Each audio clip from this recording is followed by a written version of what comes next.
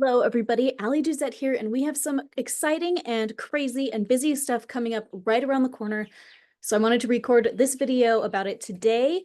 Let's see, today is February the 25th. I don't have my calendar up, but it looks like we've got about 2.5 weeks until the next big astrological event shows up to kind of help us get our lives together and heal the stuff we've got going on, prepare us for a new rebirth. And if you followed me for a while, you know that this is always happening. We're always gearing up for some new endings and beginnings, or we're recovering from some endings and beginnings, because that's what life is all about. Life is this never-ending cycle of starting and finishing, and that spot in between. You know, we're always starting something new, we're wrapping something up, or we're in between those two places, and everything in life comes back to this. So if you've been around for a while, you know we've been through a bunch of eclipse cycles together, but we're heading up for another eclipse, and this coming up eclipse on March 14th is the, I think, only total eclipse of the year. So every year we have between 4 and 6 eclipses, and they come in, we get 2 sets per year, and eclipses always come in sets of 2 or 3. So this year, I believe we just have 4 eclipses, and they're coming in sets of 2, coming up in March, and then in, I think, August and September. But we'll worry about those when it's closer to August and September. Right now, all eyes are on the prize of March 14th. So let me pull up that chart for you. Okay, this is the chart of the upcoming lunar eclipse that is really just around the corner. Man, Easter this year is on April 20th, in case anybody is wondering that. Easter can happen at any, in this kind of wide range. And this year we're having both of these eclipses, actually almost a full month before Easter takes place. Now, March 14th, a Friday, is going to open up this eclipse portal, and it's going to be closed up on March 29th with a partial solar eclipse.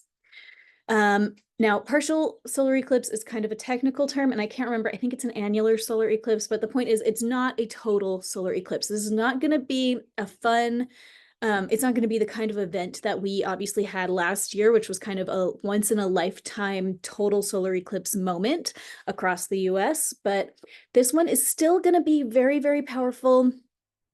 Ooh, I look at this chart and I have a lot to say about it, and that's why we're going to come back to it, and why we're going to start talking about this more regularly as we approach, because this is going to be a big deal. And the point of being aware of eclipse cycles is so that we can change our lives. All of us have things that we want to heal in our lives, that we want to improve in our lives, that we want to shift in our lives. And these 2-week windows in between eclipses are incredibly powerful times to do that. Anyway, the point is that during these eclipse portals, these 2-week windows in between eclipses, we have an enormous amount of support to let go of something big and to be reborn in a certain area of our lives. And this is true of every eclipse cycle, and they all impact us in different regions of our lives. So today I wanted to give us just a little quick overview of what we're looking at as we head up to it. The secret is that the more intentional we can be about what we want to let go of and where we want to be reborn, the more positive these experiences are going to be for us. So we have just entered the Virgo-Pisces axis. So we are moving away from the dark side of Virgo energy and towards Pisces energy instead. What does this mean? Virgo is the quintessential nurse of the zodiac. She can be a little bit of a hypochondriac. She is very medical minded and very discriminating. And I don't mean in the, legal sense of the word, but I mean in the sense of that she likes to look at a bunch of things and sort them by what she thinks is the best and not. So it's very analysis oriented. very into, yeah, sorting things and making sense of things, very logic driven. And we're moving away from that right now. Right now, we're moving away from that and heading over here to this side of the zodiac, Pisces, which this symbol right here that looks like two seas going in opposite directions with that little string in between. It's two fish swimming in opposite directions. And the idea of Pisces is that it's like the unconscious mind, not just the subconscious mind, which I would say is like Scorpio, but the unconscious mind. The stuff that you don't know that you don't know. Pisces deals with oneness with all of humanity, all of the universe, very, very much more universal, where Virgo is kind of strict and regimented. Pisces is more loosey-goosey. I always say it's about spirituality. It's about that connection with God, but it's not so much about religion or religious connection with God. It can show up that way, of course, if a person is religious and that's how they experience God. But the Pisces way of experiencing divinity is going to be a lot less dogmatic, a lot less it's less about rules and more about like the feeling, the connection.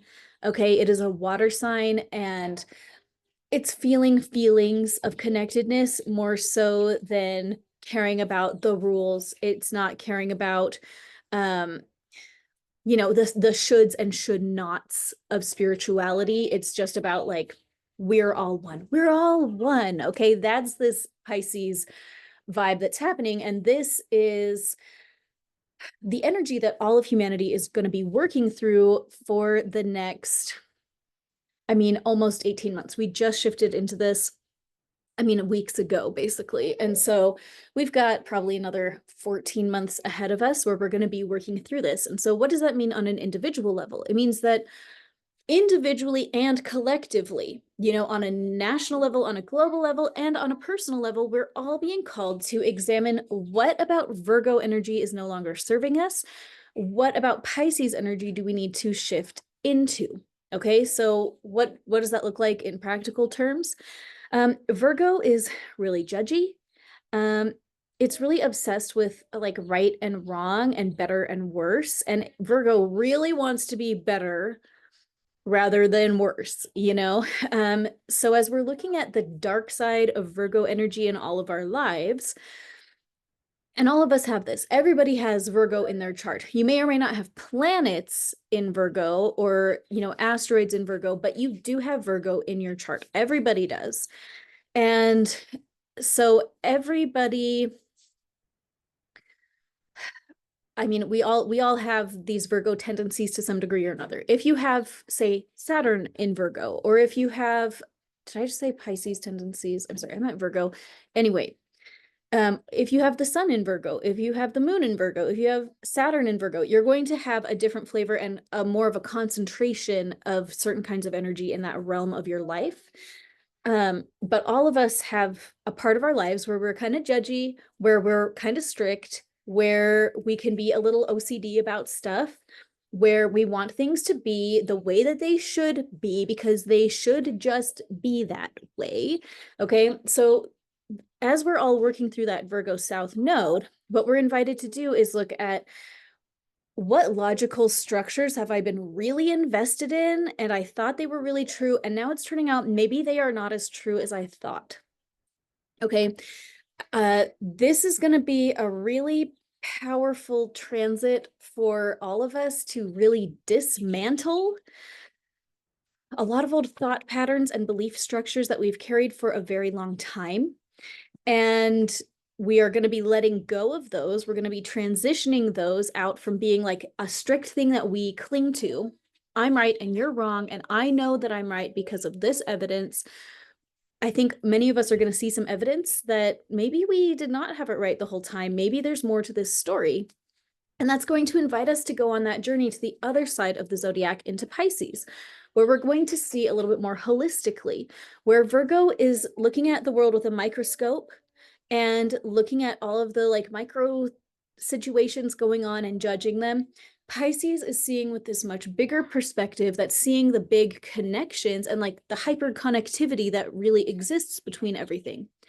Both Virgo and Pisces are correct. There's a time and a place to be fixated on the tiny details like Virgo, and there's a time and place to be fixated on the bigger picture where things don't matter as much because we're all connected, we're all one, there's a bigger plan here, but you really need both, right? If we all just focus on the bigger picture and we don't do our laundry or brush our teeth, which is Virgo zone stuff, we're going to have a big problem. If all we do is fixate on doing our daily chores, which Virgo is in charge of, and we lose sight of the bigger picture, then we also have a problem. We need to have both of them. And when they work together, then we, one second. So basically, we're being called away from fixating on the tiny details. We're being called away from our judgy sides and being called towards a more intuitive way of looking at the world, as opposed to a more mechanical way of looking at the world. And we're being called to see the bigger picture. Pisces rules intuition. So this is a really, really powerful time to let go of your blocks to being more intuitive. So let's take a look at this chart really quick, and I'll show you some of the interesting things that are going to be happening on March 14th. Now, with March 14th being a total lunar eclipse, this is definitely going to be the most powerful eclipse of the year, in my opinion. Okay, this eclipse is taking place at 23 degrees and 56 minutes of Virgo and Pisces, where the sun is in Pisces and the moon is in Virgo. When the sun and the moon are completely opposite to each other, as they are here, one's over here, one's over there, and they are having this total eclipse, what it does is it kind of separates the energy of... No, you cannot. No, you cannot. No. What it does is it separates the part of you, like your core self, that sun, and the moon. And so the moon deals with your feelings. I'm so sorry. And the sun deals with your core sense of self. Okay. So when the sun and the moon are as far apart as they can possibly be, and the earth is actually coming right between them, and that's what's making this a total lunar eclipse, it kind of opens up a severance. Sorry, I watched that show. It's fresh on the mind, but it kind of severs that connection between our core sense of self and our feelings and lets some of those feelings like fling off into space, you know? So this is a powerful time to let go of stuff that you are done caring about. This is going to be especially powerful for things that you are very judgy about, that you know of, or that people are judgy about towards you. If you feel very sensitive about other people's judgments of you, being conscious of your feelings about that and choosing that this is the cycle that you let it go. You are going to let go of your fixation on other people's judgments about you and step into a greater sense of self-confidence. This is going to be a great cycle to really focus on that. The other big player in this chart, I mean, all of this is going to be big. It is big and it's going to be big. We'll talk about it more on another day, but we have Saturn almost, I mean, it's 1 degree away from the sun. This is going to be a huge player. Saturn is the god of karma. It's the law of the harvest. As you sow, so shall you reap. And what this means is that all of us, everybody, we're all going to have some little karmic experiences basically on or around this March 14th time zone, and especially in the 2 weeks between March 14th and March 29th. The idea here is that whatever you have planted in the past is going to come back to hang out with you during this time. So this can be really great if you've planted some really good seeds. You know, you've done a lot of good things, you haven't seen your rewards. This is a time where you may see some of your rewards show up. If you've planted some seeds that were not that great, this may be a time where those show up to haunt you as well. But either way, the Saturn energy that's coming into this eclipse portal at this time, I think is, I mean, it's there to be a gift to us. It's there to support us. It's there to help us learn, wow, these good things, they're paying me back. Wow, this bad stuff is paying me back. I'm going to act a little differently now. That is the big thing with Saturn, and we're all going to see it up close and personal during this upcoming eclipse. Now, here we have Neptune, also in Pisces, right on the other side of the North Node. Then we have Venus in Aries and Mercury in Aries and Chiron in Aries. And I just want to show you again that March 29th solar eclipse, look at all of that, where everything is over here. This is a ton of energy in a lot of different areas of our lives. I think we're going to see a lot of upheaval on a personal level and on a global level, which I think makes sense looking at everything that's going on politically right now. We're going to see some big possibilities for rebirth. These 2 weeks are going to be probably hectic on a global level and more or less hectic on a personal level. And it will just depend person to person how hectic it is for you. Hopefully it'll be just chill and fine. And you can just choose to use that energy for your greatest and fastest personal growth. Because the idea here is that during those 2 weeks, it's like we get 18 months worth of life lessons during those 2 weeks. If we choose into learning those lessons, you know, we're going to have a bunch of stuff show up for us, and we will learn the lesson or not learn the lesson, but the opportunity to learn the lesson is going to show up. And sometimes for people, it's very chill. Some people have like very hectic eclipse portals, and some people, they say, is something wrong with me? It's so chill and boring. Nothing's wrong with you. Looks like you probably learned the lesson. Maybe you're learning a lesson spiritually that you don't need a bunch of hectic events to learn, you know, and that's great. What else was I going to say about this little zone? I want to leave the rest of these for another day, but suffice it to say, we're heading into a zone where as you sow, so shall you reap is going to be more true than usual. So this is an excellent day today to spend some time with God and just ask, like, do I need to make things right with anybody? Do I need to make things right with you, God? You know, really spending some time to think about where we need to change direction and change course. That is probably going to be a really good choice. Oh my goodness, come on, my computer.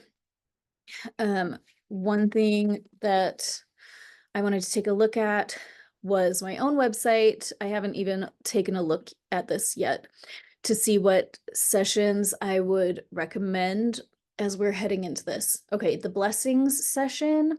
I loved recording this session, and it's a newer session. If you haven't seen it yet, it's good.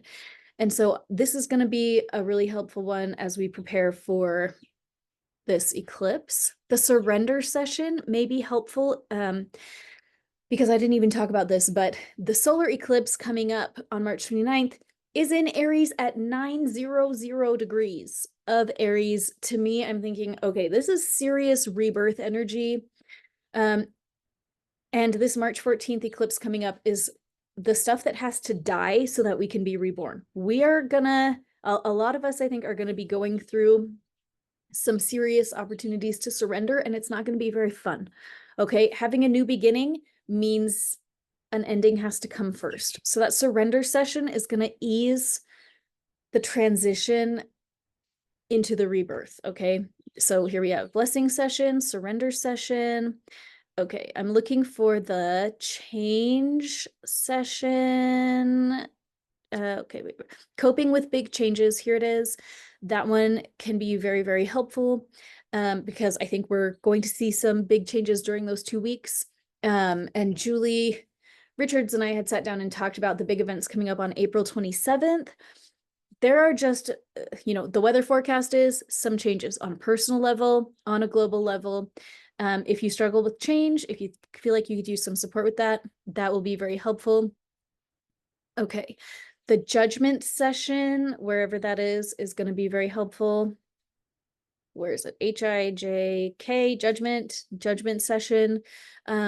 This is exactly the energy that we're trying to heal right now, is where we have judged others, where others have judged us. Being able to let go of that.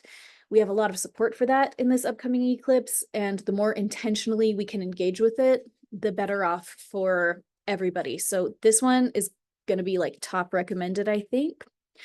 Manifest, generate, always good for eclipses. This is going to be good now in the weeks leading up to it because we have an unusually strong rebirth energy happening on March 29th. And if you can go into it knowing what you want to manifest and generate, I think that's going to make a really big difference. So that one is going to be helpful. And this is manifesting your dream car, dream job, dream home. If you need those, this is a powerful time to be doing those. Okay. Let's see. Anything else that I think would be extra great right now? The self-sabotage sessions are also helpful. Okay, those are the ones that I'm going to recommend for today. If I can remember, I will put links to those below. Okay, thank you guys for being here. Hopefully we will see you again very soon. Hang in there because we have some exciting shifts coming up for all of us. This is a powerful time where we might see exactly the changes that we've been waiting for. So buckle up. We're going to have a good time. I'll see you soon.